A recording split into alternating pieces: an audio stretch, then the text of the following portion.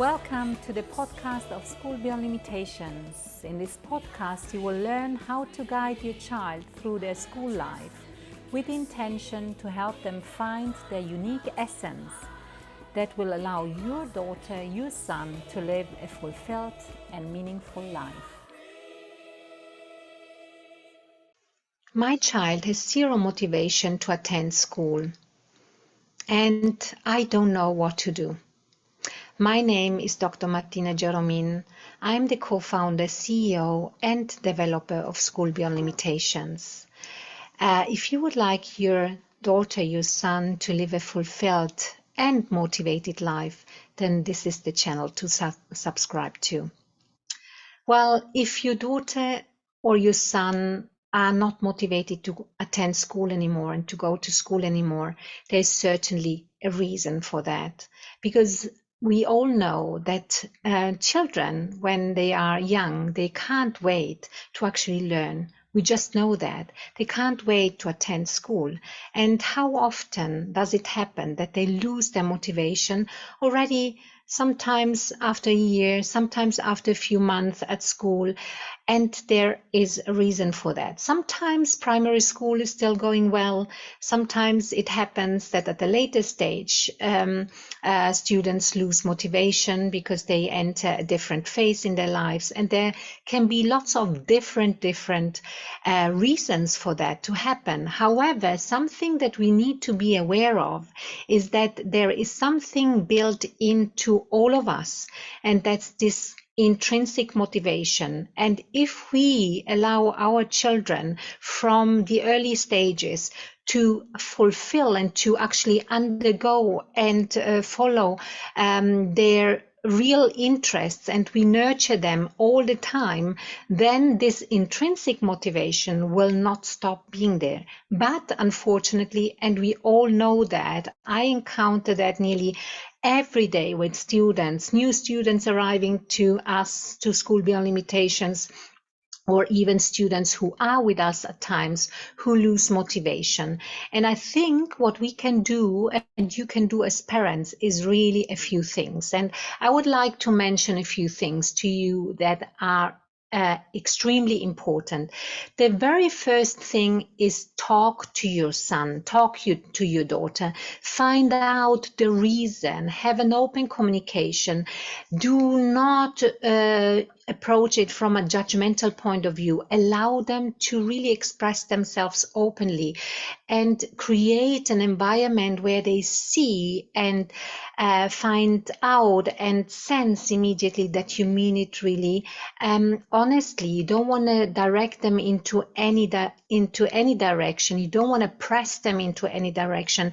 It's actually more important for them to openly speak about their feelings, about their challenges, about what makes them really have lost this motivation. Maybe it's an aspect of having been bullied. Maybe it's competition. Maybe it's constantly being compared with other people. Maybe it's because the topics are so extremely boring. Maybe it's also the teacher. Maybe it's the environment. Maybe it's the chemistry that doesn't really fit. And maybe it's also that they feel that they are in the wrong place because they can't follow their goals.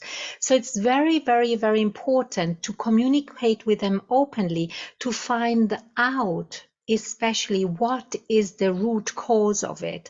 And if I know whether they have social issues, whether they have problems with their peers, whether they have problems with their teachers also, then I can intervene, then I can help them. I can help them also establish a different approach, a different attitude, a different mindset.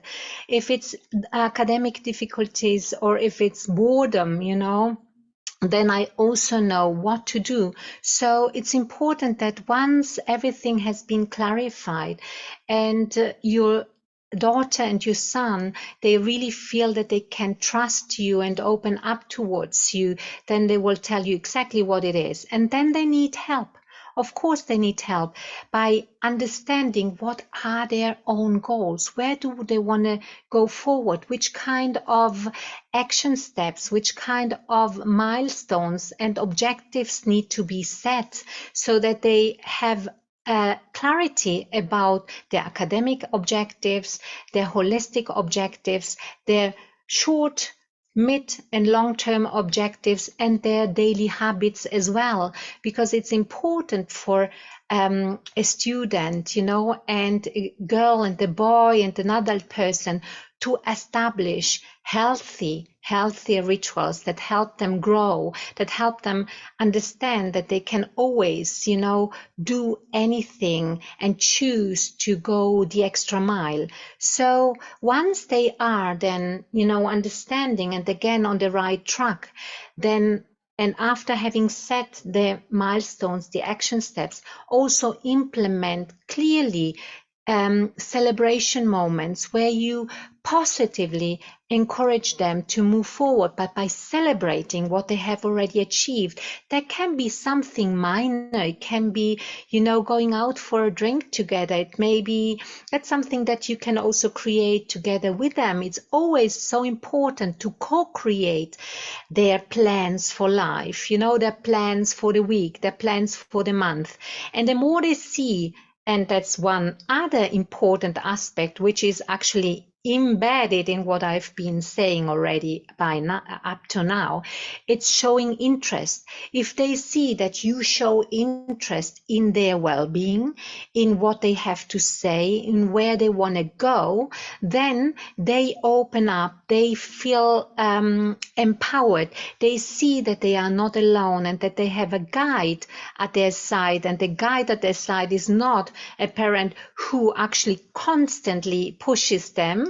I mean, a little bit of, gentle encouragement is something different from pressurizing them and pushing them. So positively, it's about positively reinforcing them and celebrating their victories together, and then if what they are doing, if their objectives are related also to their own interests and maybe also to their own mission. I've talked about that already in the past. So if I know the why, if your daughter, your son knows the why they do certain things and you are there at their side, then they will and you celebrate their achievements, their little and big achievements, then they start recreating and reconnecting with what is already within them. And this is the intrinsic motivation. And you will see once you just follow their energy and you see, okay, let's make an example. You see that your child is interested in the space, for instance, then why not go to the bookstore together with your child, and why not, just observe in which corner does your child actually end up, which kind of books does your child look up, and where does your child get sucked into, and where does your child get into the flow. And once you see that, just encourage, or buy that book for your child and do things like that with your child. Go to the museum, do things together, or create also moments with friends who are like-minded people. That's also another strategy. If you put your child together with like-minded people, doesn't have to be always the same age. They can also be older. Sometimes it can be old people, who can really motivate your children because they have time, because they are interested. But the main thing is, if I'm interested in what my child is doing, and I also allow my child to take part in extracurricular, activities beyond school, and I talk to my facilitators, to my teachers about what I observe at home, that's why it's so important that the communication with the teachers are open, and once, your daughter, your son sees that there is this team building between you and them, not by, punishing your child, but by lifting your child up, by celebrating, by providing resources, providing possibilities, by observing very carefully what has your child to bring to the table. Sometimes your child may not talk that much. That's okay, but you still can observe where your child is. If your child is, going for walks and likes nature or likes taking photos, that's a resource for you to see what you could encourage your child to do. So you could possibly go for walks with your child. You could just observe. You could help your child find the right tools, maybe a better camera, maybe it could be an activity where they use their love for taking pictures, going to a gallery, maybe even contacting photographers whom you know of, and they can talk to them and they can have a kind of exchange with them. So it's very, very important that you get involved in their interests and that the facilitators get involved in their interests. And the more your child, your son and your daughter see that there is a playground out there, the more they will open up. And that also applies to, help them create or show them how to create their learning environment, where they work. Help them to see that the learning environment makes a difference. If they work with vision boards, for instance, or if they have the right books in their working environment, if it's conducive to their own learning style as well, because that's also something I need to be aware of.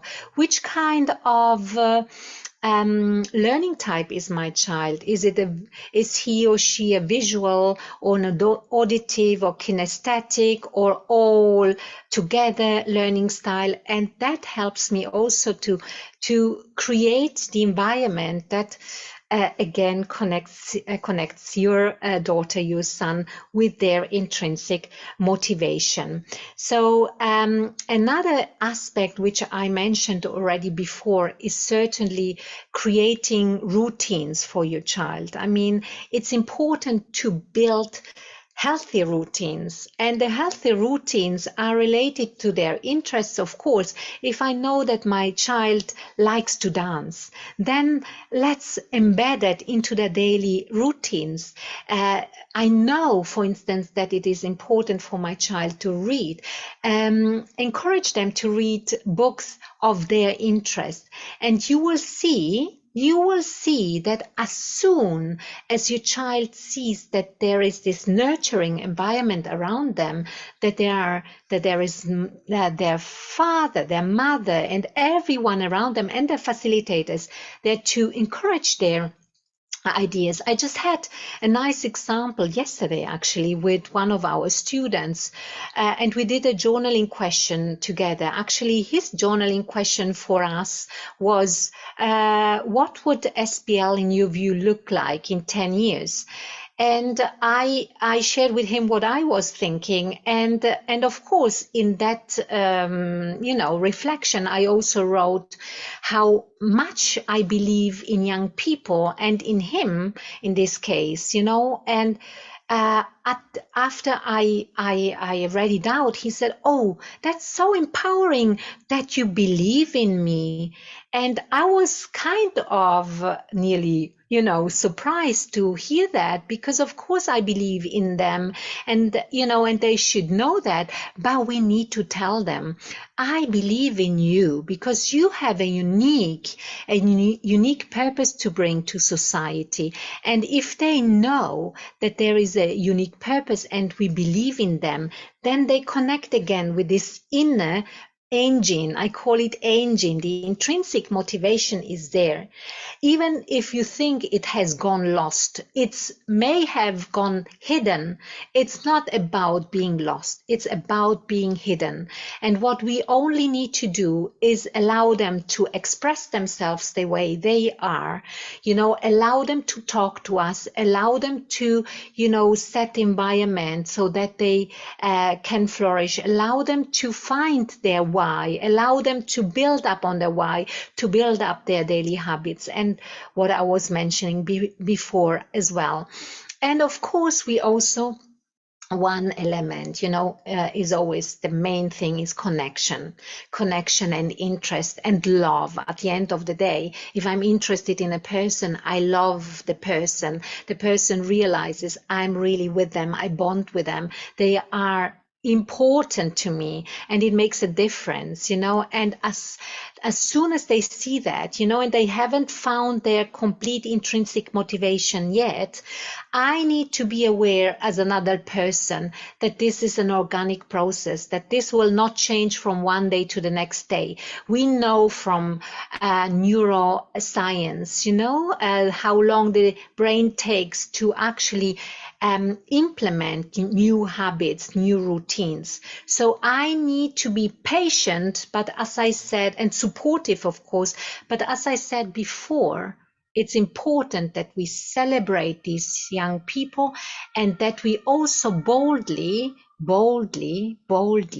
kind of, and gently, kind of, how can I say that, in an inspiring way.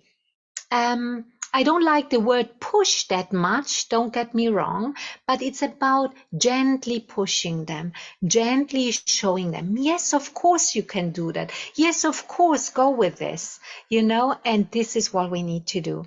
So I think the lack of motivation is just something that is hidden. So what can I do as a parent? Do all what I said before, and you will see, if you're patient, you will get in that direction. And of course, sometimes it may also be important, on top of working alongside facilitators, it may be important to work with professionals in the field. But be aware, and I'm really bold about that. Be aware that your child has something built in them, and that's intrinsic motivation. And that's just hidden. It's just hidden. And we can get that again out. And once it's extrapolated again, then your child will fly. But they need you. They need us.